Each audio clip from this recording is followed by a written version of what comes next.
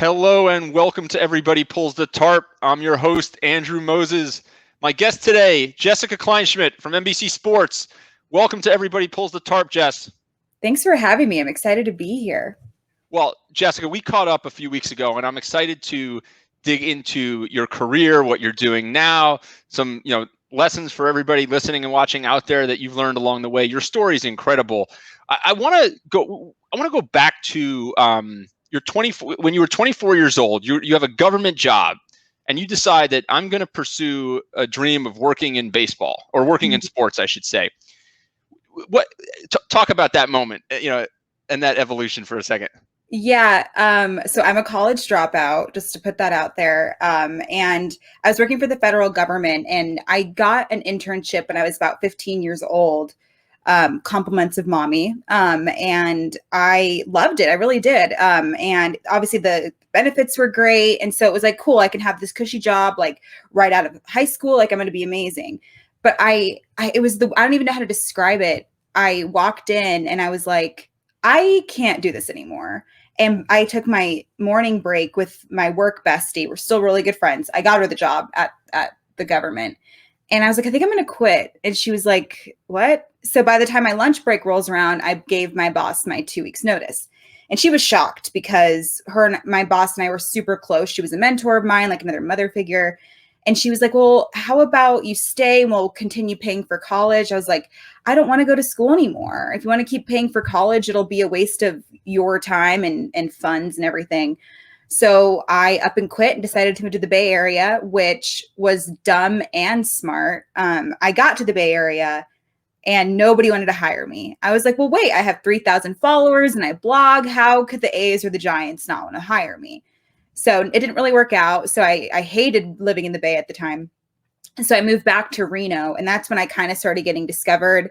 I worked for a fantasy this website for FanDuel, and that was really fun because it wasn't just fantasy based. I got to do a lot of analyzing and the stuff that I kind of do now, like the kind of content that I'm creating now.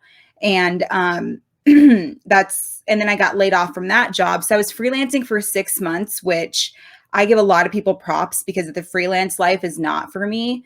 It's, am I going to get paid? How much am I going to get paid? Will these invoices get fulfilled type of deal? So as time went on, that's when I called my best friend, Melanie, and Melanie, she's the play-by-play for the Baltimore Orioles. And I was calling her and I was crying. I was like, Melanie, like I've tried, but I'm done. I've gave it 6 months. Like maybe I should go back to my government jobs. And as I was on the phone with her, I got a New York call and I missed it. I was like, cool, another, whatever. And it was Cut4, MLB.com, offering me a job. And while they were calling me, I got 2 other offers for jobs. And it was funny because I remember my mom saying, like, Jess, you're going to get 3 offers this week. I just know it.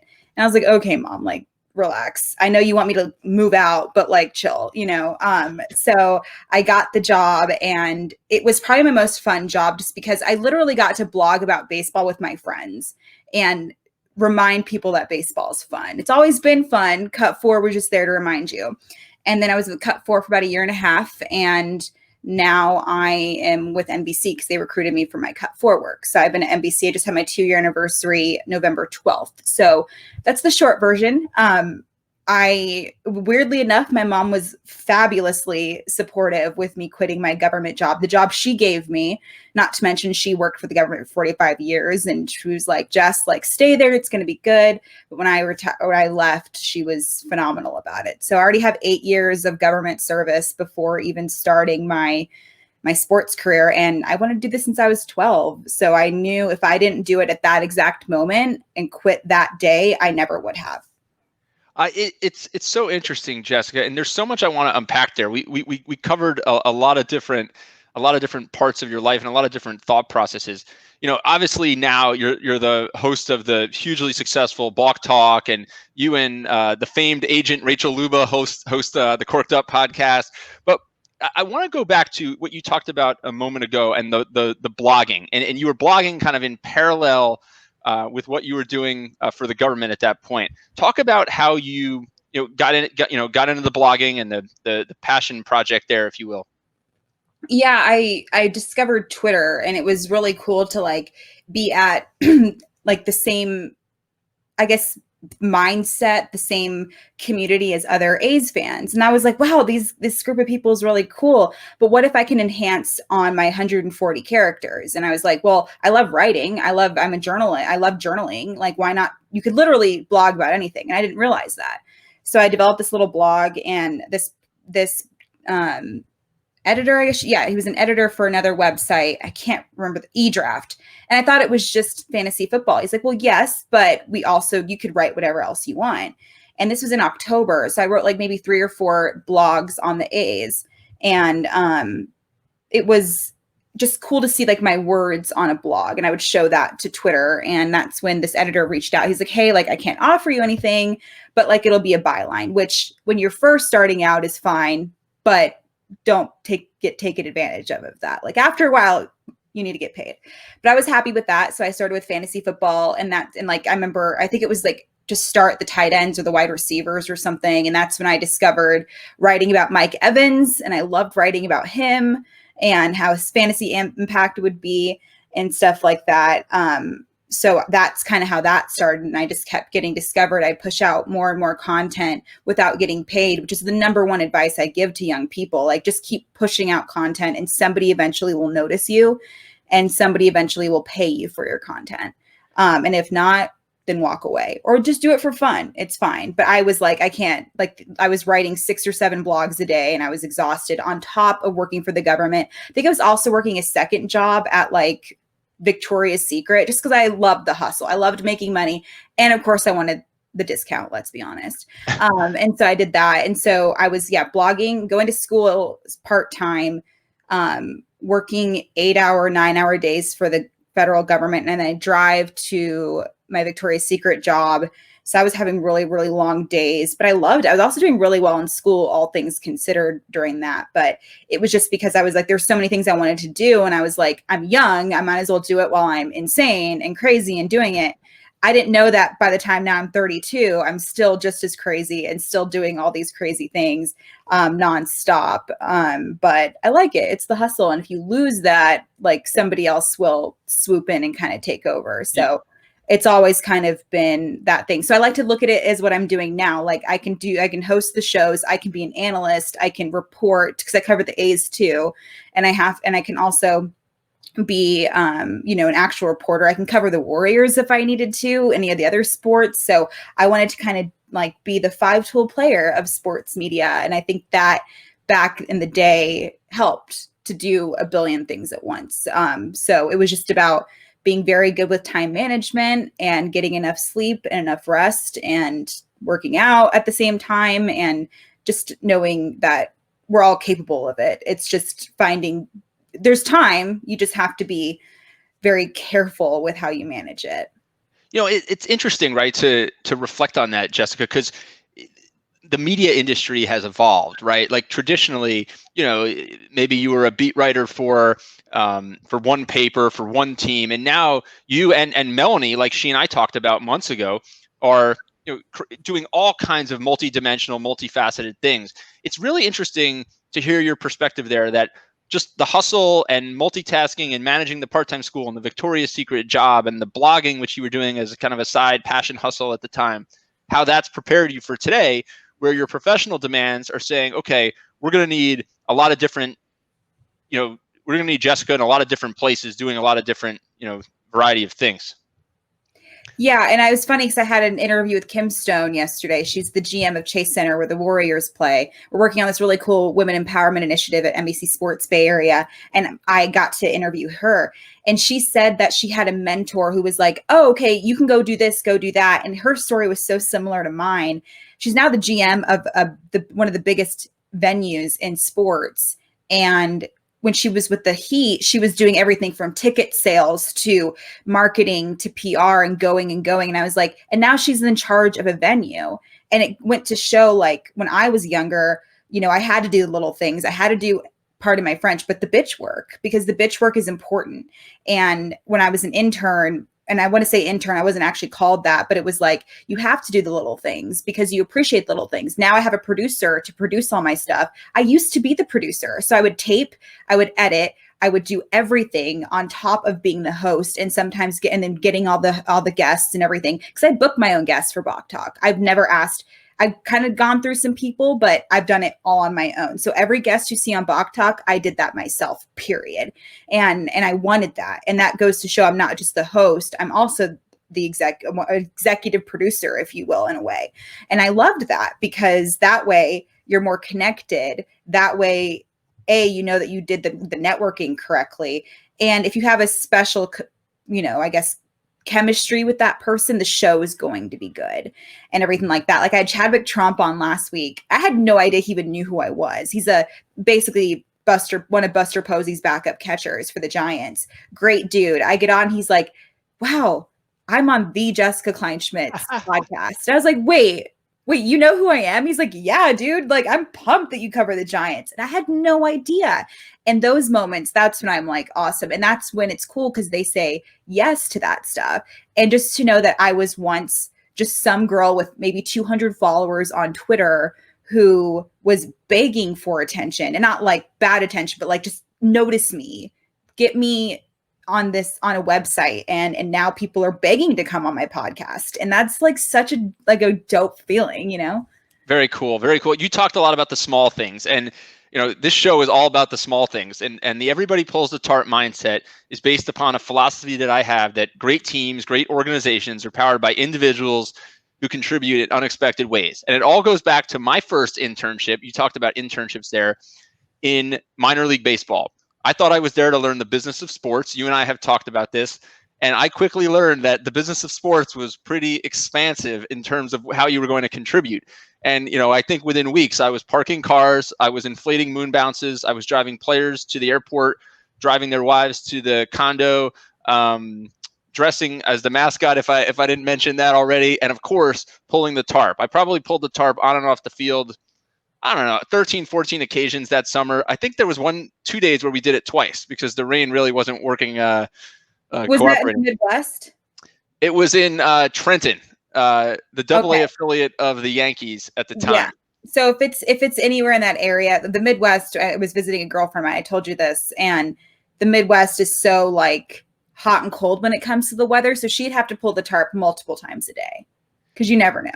You never knew. And, it would always be, and the team would be on the road sometimes too. And you'd think you'd finally get some work done in the office. You'd catch up on stuff. And then there comes the cloud. You got to get out there and make sure the field is covered because the team's coming back in a day or two. But, we pulled the tarp on and off the field. It wasn't something I expected when I applied for an internship where I was going to, in my mind, learn the business of sports. But it taught me a life lesson, a career lesson that I never take for granted. And that's, there's no job that's beneath me. There's no grunt work that I'm not willing to do, to use that term, right? And when I've had the chance to hire people and build teams, around me to work together with other folks, I find that those people, like what you just described, the work that you were willing to do, are the best people to be around, the most productive people, the most successful people so often. So it's so fascinating to hear you talk about the small things that have made a difference, and how some of that stuff, it's not only things that you have to do, it's actually things that you appreciate doing, and you feel like it actually makes you better at what you do. Yeah. And I'm also more appreciative of the other people that are helping me along the way. I have a lot of women that I work with who they do the things to make me look good. Like, because I have 2 shows on Balk Talk, and I have somebody that has to create the visuals for that. So I do 2 a week, and they're on top of just doing my stuff. They have to do the Warriors and the 49ers and the Kings and all this other stuff. And I make sure that I go above and beyond to tell them thank you times a million. I will email their managers because I understand how difficult it is. And they can tell that I'm appreciative of that, because I know what it's like. I know what it's like to do a lot of thankless jobs, and, watching these people grind, and you're like, oh, that's me when I was at that point in my life. And you're right. And it's very humbling too. So it doesn't matter if I'm covering the World Series or I'm sitting in my mom's room doing this, like it goes to show, like, all those little things are 100% worth it, because especially in sports media, our jobs are not always, considered fantastic is the point where like they're not constant. There's so much turnover and everything like that, especially after a pandemic where, baseball itself lost $3 billion from the pandemic in 2020. And you have to remind yourself that if you maybe don't have this job forever, that's going to be humbling because you have to figure out, okay, cool. Like this, I knew this going into it. I knew it was going to happen. Obviously you're going to be pissed off if you lose a job. It's never easy. But it reminds me, like when I'm at the highest of highs, whether I am covering the World Series or a playoff game or getting really cool opportunities with Rachel, to a time where nothing's happening and I'm kind of down type of deal. So I love those people and I'm very appreciative of them. And when you hear the stories, like when I interviewed Kim Stone yesterday, you're kind of like, all right, we all have that similar thing where we didn't just tiptoe out of it. And what's that one quote? Like a lot of people think they were born on third base. And I definitely was not born on third base. I was born, gosh, probably in the ticket office, if that. And I'm right there with you where I covered the Reno Aces, the AAA affiliate here in Reno of the Diamondbacks. And I didn't, of course, work for the Aces. I worked with them. And just to see it all happen and watching, high A and all of that, it's kind of cool because that's where you learn all this stuff. You could have been hired to do social media, but like you said, you're pulling tarp, you're making sure the guys show up to their interviews, they're getting to, their lessons on time, they're doing everything they need to do. So that stuff is the stuff that you cannot teach. And I'm not saying like, oh, be a college dropout like me and you can figure it out on your own. Like you have to learn and stuff like that. My journey was just a little bit different. Yeah, a couple months ago, Jessica, Tom Allen, who's the Indiana football head coach, he just won Big Ten Coach of the Year. He's probably going to win National Coach of the Year. Him and I sat down. We had a really, really similar conversation, and I asked him about his days before he got to Indiana, and had the Big Ten budget and the Big Ten personnel, and he talked a lot about what you just talked about all the little things that he did and how they shaped him to be the best possible coach that he could be. And that, he didn't use I wasn't born on third base analogy, but a similar analogy, he coached in small high schools, big high schools, small colleges, Division III colleges. Again, he said, Andrew, I striped the field. I cleaned the toilets. I was the academic advisor. I was the sports psychologist. I was the offensive coordinator, the special teams coordinator, and the head coach. And it all worked together over the years to make me the best possible head football coach for Indiana that I, could possibly be. It's so refreshing to hear the appreciation in your voice for the experiences and these tarp pulling moments like I enjoy celebrating. I want to you're so authentic, and there's so much humility, you are like Jessica, you are what we talked about this a few weeks ago. You are what you get on social media with Jessica Kleinschmidt. Yeah. Talk about the importance to you of that humility, of that authenticity in the content you create and the work that you do. It's pull the tarp with that too. And it's funny because I was just going to say my job, I want to mimic that with my personal life too. Like I don't want to come off as fake. And the reason why I'm authentic now is because I was fake in the beginning. When I first got on Twitter, I was like, ooh, I'm going to be the next Katie Nolan. Ooh, I'm going to be the next Sarah Spain.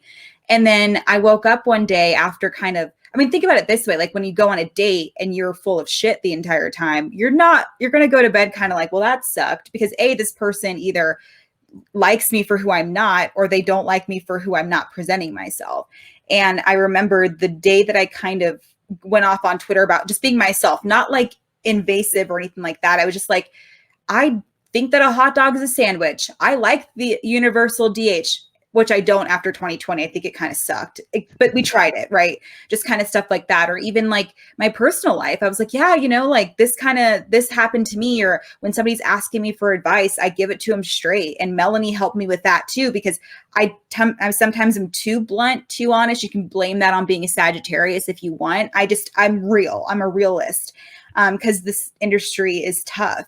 So it was kind of like not caring what other people thought without being mean about it. I'm just going to tell it like it is. So if I'm having a rough time and I do an interview, at the end, I could be like, you know what? I am so sorry. I was really exhausted throughout this or whatever. Or even just like, connecting to somebody on the other side as yourself. And I feel like that has a lot to do with like, you want to be honest with who you are, right? And I want to go to bed at night knowing like, hey, I was myself throughout that entire process. Whether you liked me or not is none of my business. I presented who I was.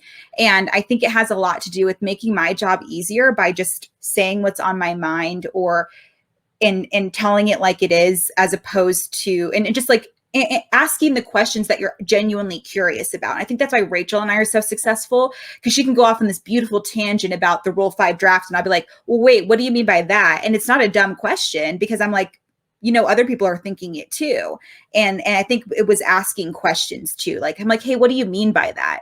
And there's not going to be somebody being like, Jessica, that's a stupid question, because we all want to know. We're all curious. And sometimes they're just like, well, no, I already said that. And you're like, okay, cool. And that's humility too. Sometimes you need to get corrected.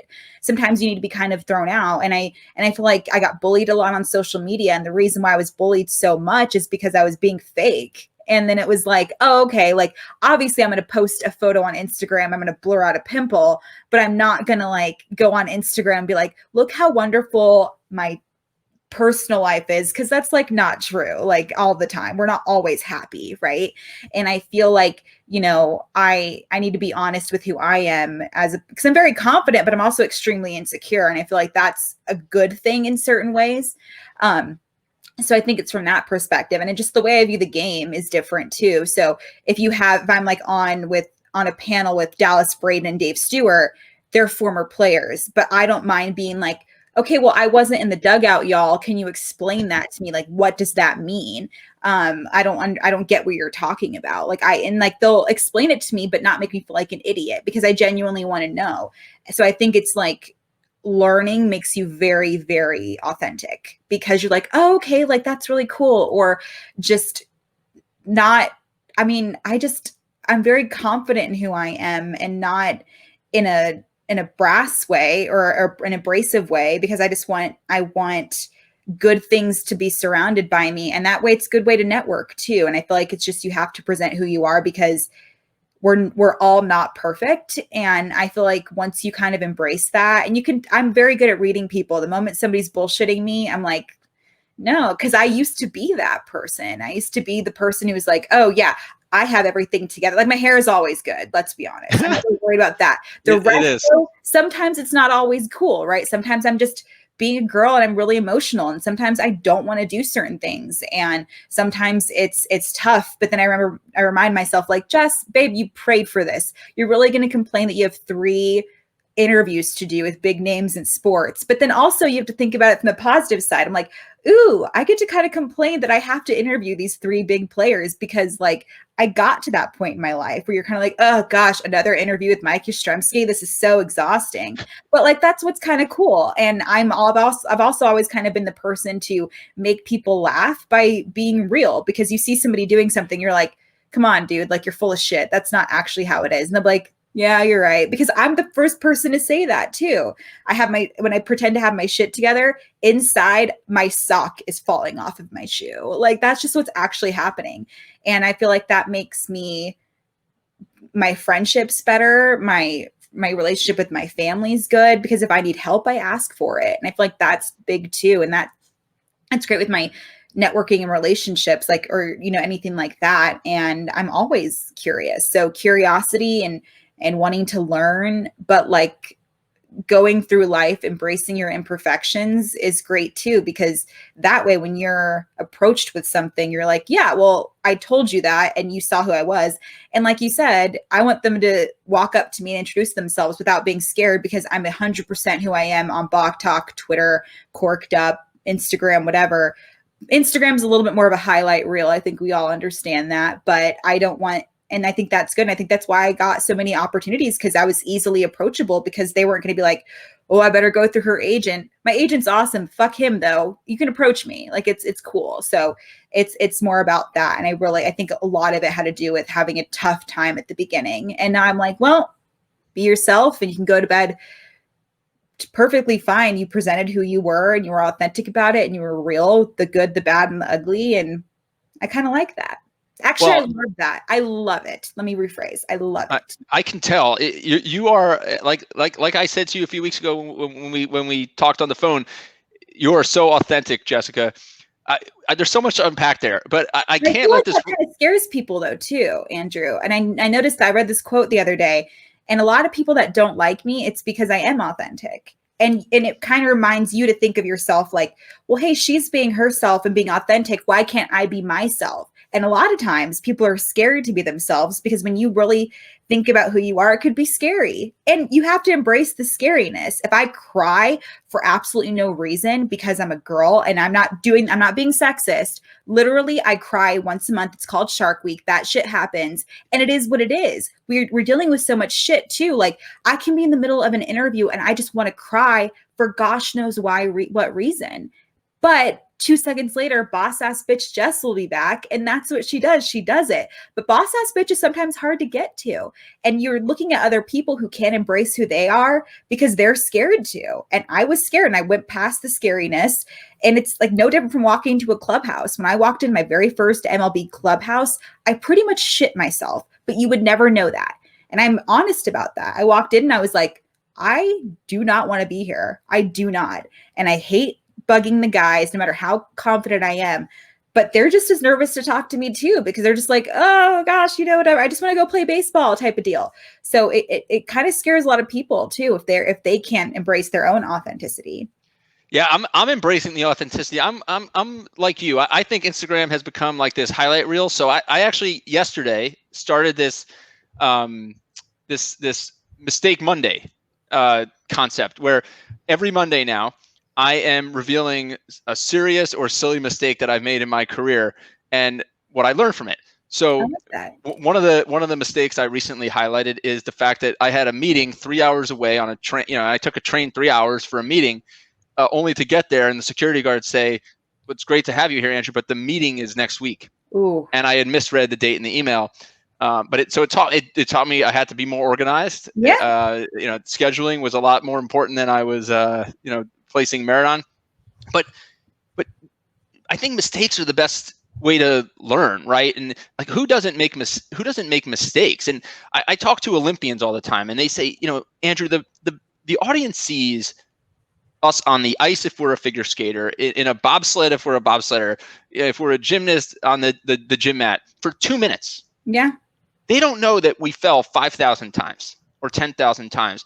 And I think it's refreshing for people to hear that Jessica Kleinschmidt, who goes through life with such confidence, such humility, such authenticity, has those moments as well.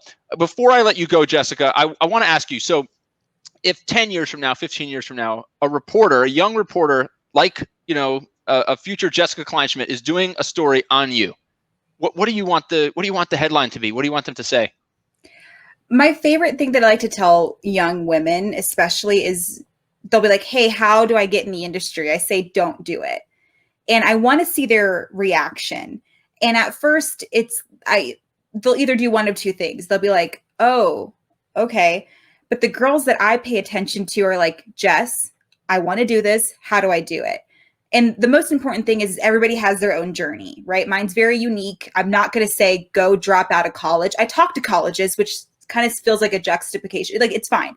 Juxtaposition. That's the word. I'm trying to act. See, I don't fucking know what I'm doing. It's fine. And I just learned that word a year ago. So there it is. And when I'm going through life doing it, I want them to know, like, not only is it tough, but hopefully in 10 to 15 years, they'll back off of women and everything like that. But I also want the men to be our allies too. Because there's a lot of men that finally have opened up to me like, Jess, I really look up to you. And that's tough for men to do. So I say, don't do it. And if they ask me why, it's a mixture of things. Like, I'm addicted to my job. And that is both great and really bad. And I didn't find out until a year ago that this particular job, when you're covering baseball especially, you have to kind of be. Because it's forever. Like you're 8 months of the year, that's just the regular season. And you have free agency, you have the off season, you have spring training, and you have 162 games. Like, that's insane. So I had some grace with myself. It's cool. But right before I got on here, this is my first Christmas home in 2 years. And I know it's off season for baseball, but I'm also covering the other teams in the Bay Area too. I was in the studio last year. And on Christmas Eve and Christmas Day, like that, like broke my mom's heart, but she knew it's what I've always wanted to do. And I'm not going to complain about that. I'm going to be like, oh, I miss my mom. I miss my nephew, whatever. But you knew that going into it. So your social life fucking sucks. Like I'm off at 1:00 in the morning, sometimes leaving the Oakland Coliseum. And that alone can be kind of scary to sounding. Don't worry. I'm always good. I'm always safe. Everything's cool. I get taken care of very well. So it's about that, but you really have to remind yourself and have a conversation with God and yourself. Like, do I really want this? Because it's such a tough industry and you're either going to make it or you're not. It's as simple as that. Because nowadays, especially after quarantine, I'm not bashing on anybody. Everybody has a podcast now. I had launched 2 during quarantine, during a pandemic, and that was tough. But you also have to be yourself. And it sounds simple, but I went on a 20-minute rant about authenticity. And I feel like I barely scratched the surface. It's beyond the sport. It's beyond, it's a spiritual thing. It's a emotional thing. It's an emotional journey. But at the end of the day, like I can't imagine myself doing anything else. And I love that I can do these types of appearances and help people out and tell it like it is, because I want people to know, like, the things that I love about myself are great, but the things I'm not too happy with, I'm still working on, and that's more than just sports media. That's life, and you have to remind yourself your personal life might be a little bit different with this because, I'm off at weird hours. I have to interrupt a dinner to take a quick interview, and you have to like have a lot of good support in your background. And I can't have all the Melanie Newmans and Danny Wexelmans in my life who work in sports. I need my friends who couldn't give 2 shits about who the Yankees are getting in the off season. You need that to kind of ground yourself, and you have to separate yourself from it too, because this work is it's a world. It's its own world. It's so consuming, but I wouldn't trade it for anything. And the journey alone was awesome. It was shitty, but it was awesome, and I feel like I'm always put together on camera, right? But same thing. Before, my hair is like this. I'm probably wearing makeup from 2 days before. I'm exhausted. I'm bloated. I worked out, but it wasn't maybe a good workout. And that's going to bother me for the rest of the day. But you turn it on and you have to connect with people. That's the most important advice that I can give somebody, is you have to connect to those people. And that means eye contact. That means prefacing before you go on camera, be like, hey, I have to ask you a shitty question. I'm just going to let you know. And you have to kind of like own it. Like I interviewed Marcus Simeon. He did a round of interviews and I was the only one to ask him about free agency that day. And that was weird to me. I was like, oh, you sometimes have to be oblivious to shit. You have to be like, oh, I'm just going to go up to Chris Davis and ask for a Chris Davis with a K, ask him about a one-on-one. And he's shy, but if I act like I do this all the time, maybe he'll give me that one-on-one on camera. And so you just have to like have some grace with yourself and have fun with it, because at the end of the day, you get to fucking cover sports, and that's awesome. And for me, it's way more romantic because I have my family attached to it. My dad was a huge baseball fan. He would have been so proud of me. So enjoy the ride, because it's insane. And you're going to really test yourself and figure out, is this what I want? And if it's not working out, you have to like be okay with that, because it's tough. And maybe you'll discover something else about yourself. But as long as you go through life and you realize that this is for you or it's not, I just pray that you end up doing something that you genuinely love, because it's the best feeling in the world. Jessica, we'll wrap there. What great advice. It's been so much fun. You keep doing your thing. You keep being you. It's outstanding. 2 final things. Okay, really quick. I have been a baseball fan all my life. My dad taught me to read with baseball cards. I'm in a National League only fantasy baseball league. Okay. I live and breathe baseball. I have not been able to figure out all the rules around the Rule 5 draft in all of these years. So I'm going to have to go catch that conversation that you and Rachel Luba had about the Rule 5 draft. So we were supposed to talk about the Rule 5, but we ended up getting we had a really good women in sports conversation. So that's coming up for the Rule 5, but she did teach me some stuff, and I'm right there with you. I understand it pretty well, and I get what happens. There's just more questions that I have, but yes, Rachel answers them beautifully. She doesn't make you feel like an idiot, which is good. Okay. Rule 5 draft. I've got to get a little smarter on the Rule 5 draft. And number 2, the next time you talk to Rachel, you tell her that we'd love to have Trevor Bauer in Queens. And the Mets are waiting. I will pass the message along. Perfect. Well, let's end there. Keep pulling the tarp, doing your thing, Jessica. It's been such a pleasure sitting here and talking to you. I know all the listeners and viewers have learned so much.